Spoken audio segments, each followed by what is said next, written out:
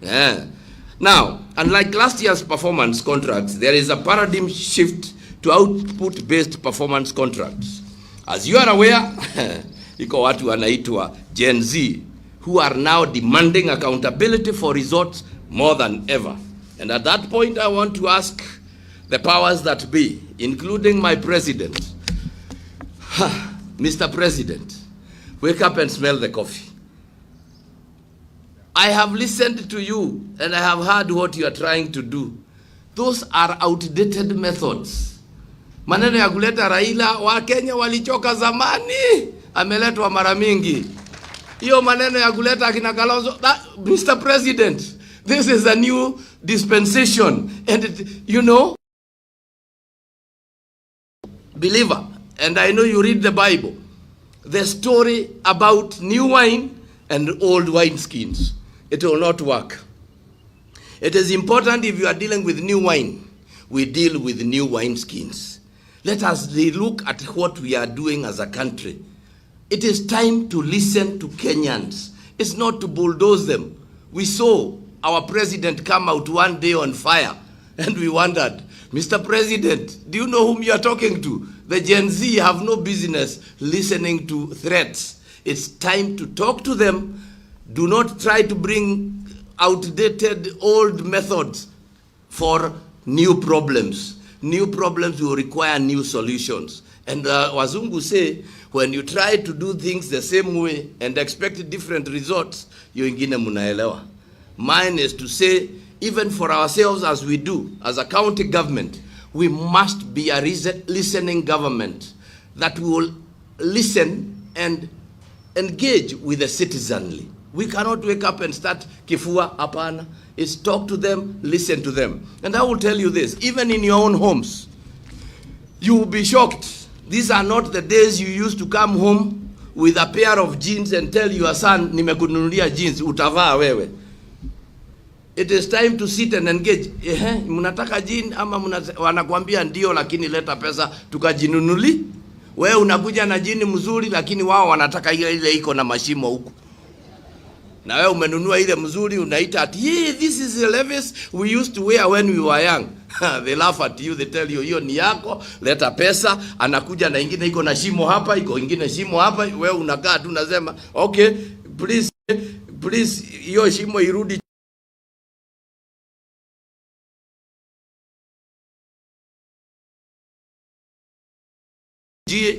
To the Gen Zs, there are no two ways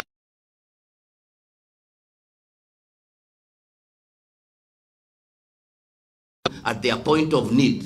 If indeed any of their demands is crazy, let us explain to them. But if there is development expenditures, this is something we must be doing. Number two,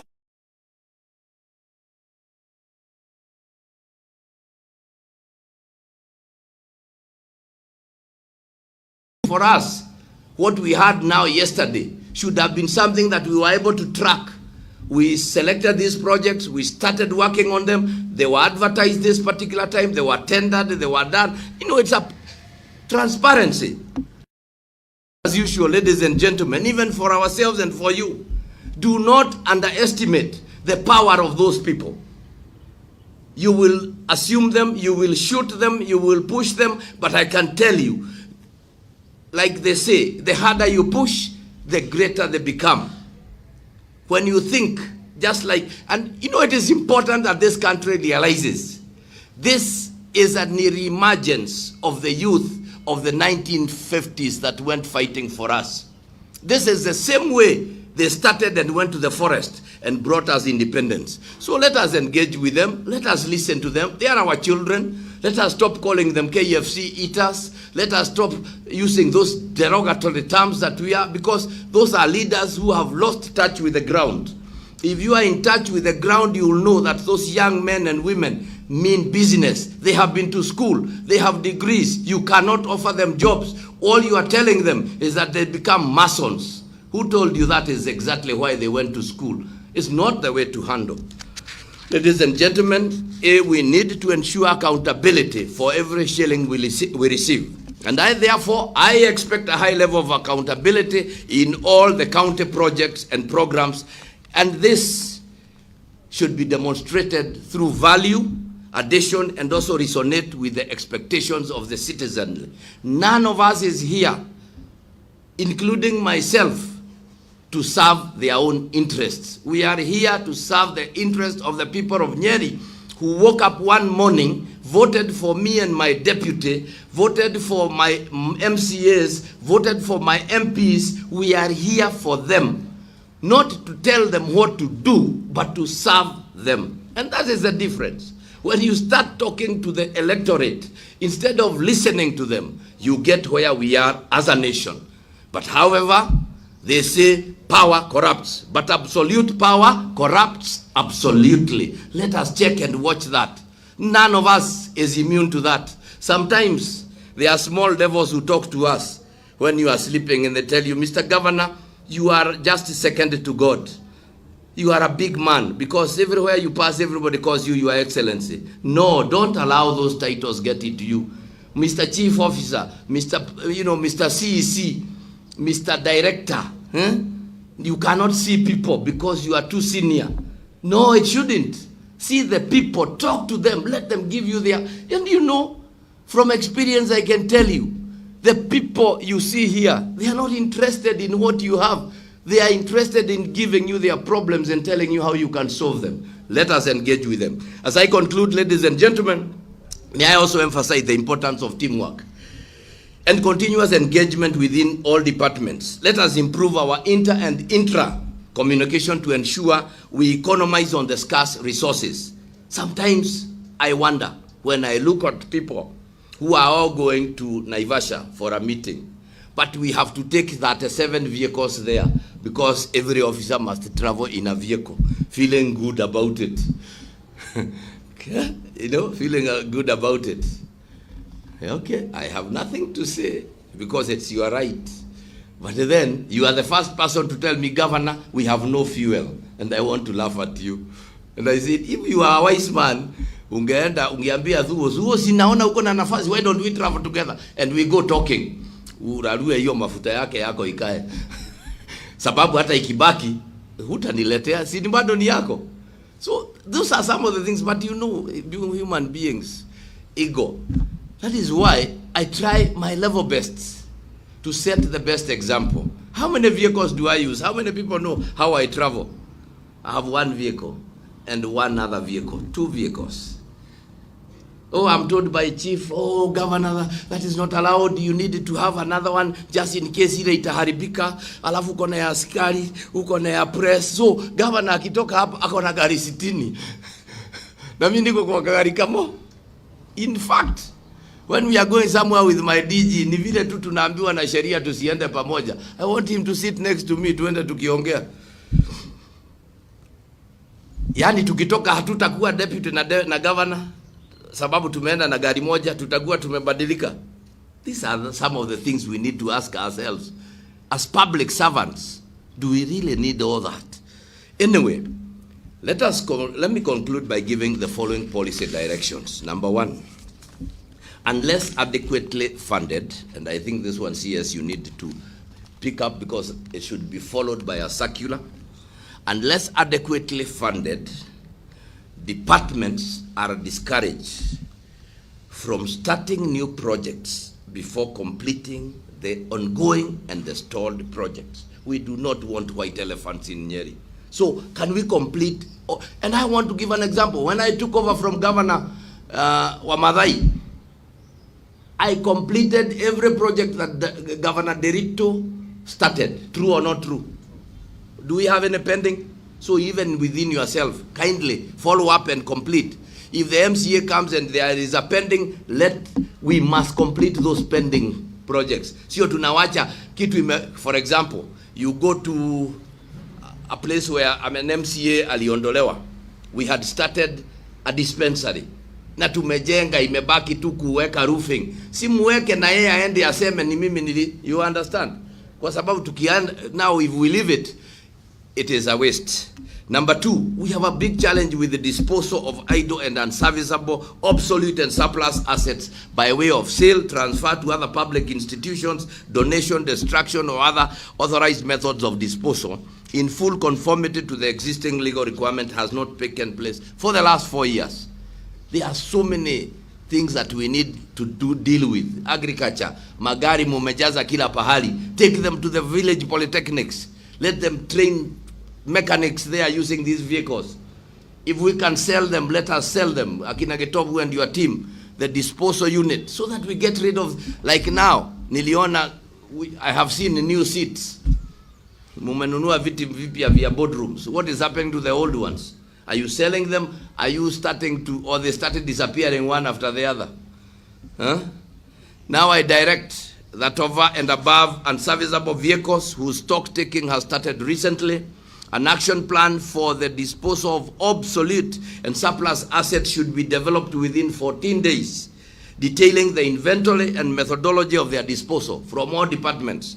This will help us to raise surplus revenue for the county. So everything that we are not using, can we document now and come up with a committee to do that? Chief officers, that is the first thing I want. Number three, it is noted that the county has not been submitting quarterly public complaints and resolutions to the Office of the Commission of Administration of Justice. They are always writing to us. We are required to promptly address and resolve public complaints referred to us and directly or channel them through the Commission of Administrative Justice, the CAJ, which will issue a certificate. I know we have been doing this promptly, but we have failed to document and channel our quarterly reports to CAJ. I therefore direct that with effect from the first quarter that ends on 30th September, the county secretary compile and submit the county report using the agreed template and submit it to CAJ for further action. Number four, this year the county will be implementing the KDSP Program 2. Under this program, we have complied by meeting the minimum conditions by signing, number one, the participation agreement and developing the annual work plan, cash flow plan, the budget, and I'm informed that the departments have been assigned the targets for financial year 2024-2025 as factored in the approved work plan. One of the critical indicators will be to increase the county-owned source revenue by 5% and also factor inflation by the end of the financial year. This applies to all revenue streams. All departments have a stake in this, and I expect full enforcement and compliance to realize the set target. This must also be followed by monthly reviews.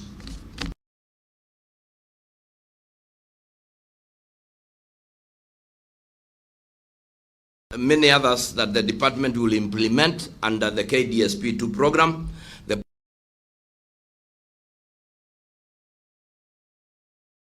And CECs, and they guided in the setting of the PC targets. I direct that all departments fully implement all KDSP2 activities to enable the county to get maximum incentives from the program grants. And I think we have, is it Naomi? Yes, and chief officer there, now Waziri, you monitor. Now, monitoring of the ongoing and completed projects in the county is very weak. There is no monitoring policy and lack of capacity to undertake monitoring. I therefore direct the Performance Management Unit to develop an action plan on the establishment and development of a county monitoring and evaluation policy and establish a county monitoring and evaluation secretariat that will comprise departmental monitoring and evaluation officers by 30th of August. What was happening yesterday in the county assembly should not happen again. Because if you had this, monitoring, knowing what is happening, we are able to tell who has gotten stuck somewhere, and we take the necessary action. Tuko pamoja. Number 7, the unit should also develop an action plan for evaluating county projects and programs annually and submit it to my office for further direction. Lastly, as I conclude, I reiterate that performance contracting is a government policy that places all departments and county institutions in the annual process. This includes all water company boards. You know, you are now reporting to the Senate. True or not true? I'm talking to the CEOs. And I would appreciate if I could see them standing so that we know they are wanatusikiliza. Now, and even the municipal board, the county public service board, all of you, you are now scrutiny. Very soon you are going to be called at the Senate, and some of you have been there. Mawasco has been there, Tewasco has been there, Nyewasco has been there. Omwasco has also been there. Naruwasco bado, but the others have been there. Now, as such, I'm now directing the Governor Delivery Unit and this Performance Management Unit to undertake training for you and your directors and your top staff to negotiate, vet, and agree on the annual targets for all boards I have mentioned. This should be done by 30th of August, 2024. Tunaelewana wa Mwea? I want it done with them so that everybody now is on that level. All right? Is it too complicated? Thank you very much. Lastly, but not last, there is a new vigor and public awareness of their rights. As a government, we must be sensitive to the needs and aspirations of the citizenry of Nyeri. This will help avoid the demonstrations you have seen that have rocked this country.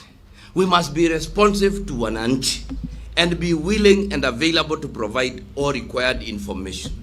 Can you turn to your neighbor and say, it's only by God's grace that I'm in this position. I am neither the best nor am I the only one. Exactly. Because sometimes we forget.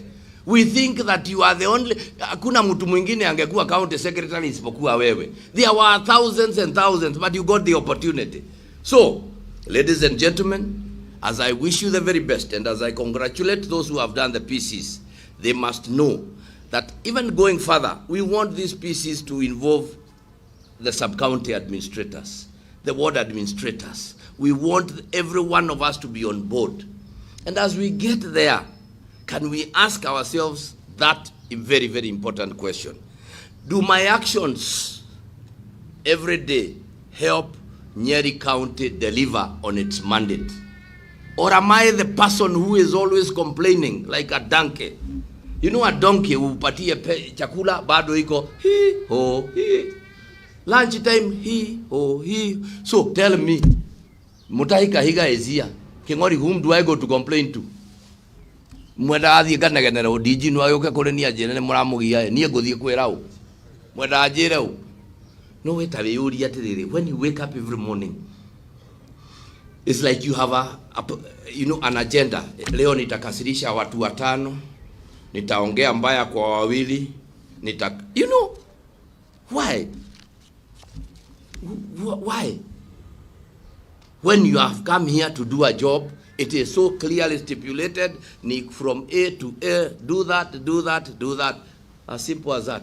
Then you walk out of this place, upitia kwa gate, uchukue ile vitu ulikuwa umewacha asubuhi, uende nyumbani nazo. Tunaelewana? So mine is to wish you the very best. Do not be that cog in the wheel that always wakati inaenda kuzunguka yako inateguka kitu, inatoa mgurudumu mzima, so that we can't move. But when everybody is doing what they should and we are moving together, everything becomes so easy. Life becomes easy. We are able to focus. Tuko na shida na mambo ya pombe. Director, my direction are very simple. Maneno ya watu wanasema wanafungua pombe na wengine wanafunga, it is all in your docket. Mimi ninataka unaketi na wale kuna kamati zako. We have agreed we are doing public participation, I think it is in the newspapers today, for setting up of regulations on the implementation of the new act. Involve the public, let us get there. As we are speaking now, we have said it would have been very cruel for us to say all bars to suspend selling until we complete the regulations. But we have said no. We are going to allow those bars that you have approved, and I use the word approved. We are not going to have a marathon, I don't care, everybody register. You must do what you are supposed to do, even, until, and I think this is what they say in law, there is never a lacuna, there is never a vacuum. If we have not operationalized the new act, the old one is still in force. In terms of inspection in terms of you are not just going to allow everything to go on the way, we are making political statements. We are trying to focus everything around the deputy president, but we are forgetting the deputy president has only 2 sons and a wife. Na hawakunywi. Wale wanakunywa ni watoto we. So as we play those politics around there, pushing and pulling, you have a duty as the director of, Alcohol Licensing and Control Board, to ensure that everything is moving on well. You engage with your officers on the ground, the chairpersons, even before we appoint the other ones, so that there is smooth running. You can allow, like we had said, those that meet the threshold, they can pay the 50% as you wait for the rest to be operationalized. Tuko pamoja? Yeah, but after all, why are we making so much noise about alcohol? As if alcohol kuna mtu ameandikiwa na daktari. Is it a drug for us to, that if you don't take alcohol, utakufa. So let's stop.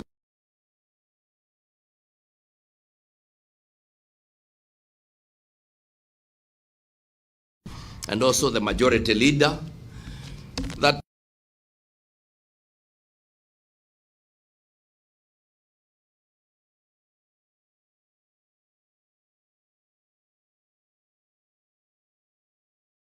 who have abandoned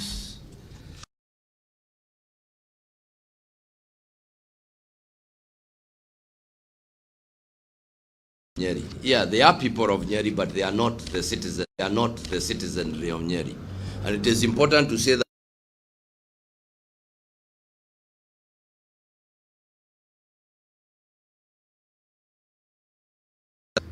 And the more we love him more and more.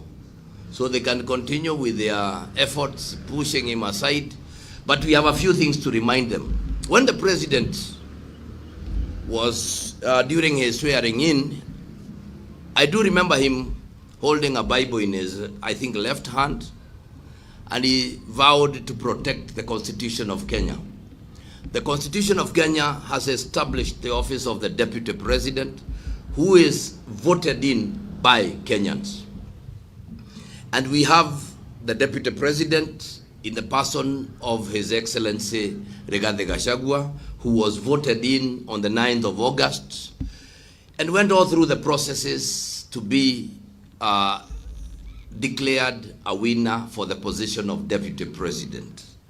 We are requesting the President to allow the Deputy President to be and to do what he was elected to do. I will also maybe wish, with a lot of humility and respect, address my President, Dr. William Samoei Ruto, and tell him, Mr. President, there are men and women around you who you could be calling advisors, but you are in the hole you are today because of the misadvice they have given you. And a wise man wakes up one morning, has a retrospection in himself, sees the way things are. It does not matter who is close to you. In politics, it is your skin that matters, and this is a nation whose hands and survival are, whose existence and survival are in your hands. It is important for you now to take action, the best action that you think should be taken. Call in your deputy, sit together, get in your cabinet, do everything that you can, bring in all your advisors, and ask yourself, is this country moving in the right direction? If you are convinced it is moving in the right direction, Mr. President, then let's move on the way you are moving. But if you are convinced there is a reason to change, I humbly request you, as a man of God, to relook at the way this country is going, refocus. You made so many promises, they will not be achieved in this kind of atmosphere. The Gen Zs have made demands. You engaged with them, they told you what they wanted. None of their demands was for you to put up 150 team to negotiate I don't know what. They have clearly told you, we do not want you to do this, they want you to do this. It is that simple. If they say that you reorganize your cabinet, kindly do. If they say you sack it, do it. There are 50 million Kenyans who can fit in those offices. But if you continue that kind of talk, that kind of push, that kind of moving away from reality, it will hit us hard, and as a country, we will lose it all. You have a golden opportunity. This is a defining moment, Mr. President. Kindly think about this nation and do the very best you can. Thank you very much. Nation wanted. Carol, nation wanted.